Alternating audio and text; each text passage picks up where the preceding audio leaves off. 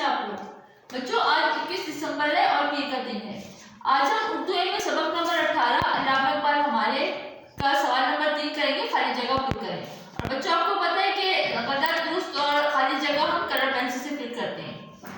Number 1 है बड़े अदीब और यहाँ पे आएगा डैश में मुफक्किर।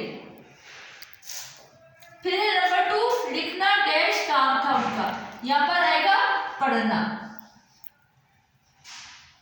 ठीक है, ये आपने कलर पेंसिल से करना है।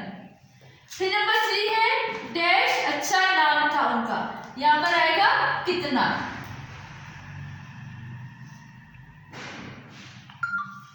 नंबर 4 है उनका डैश आम रहेगा, यहाँ पर आएगा चर्चा।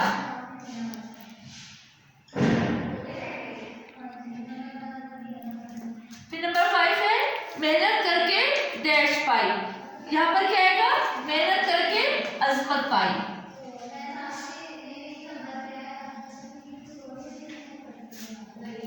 हमारे कौमी डैश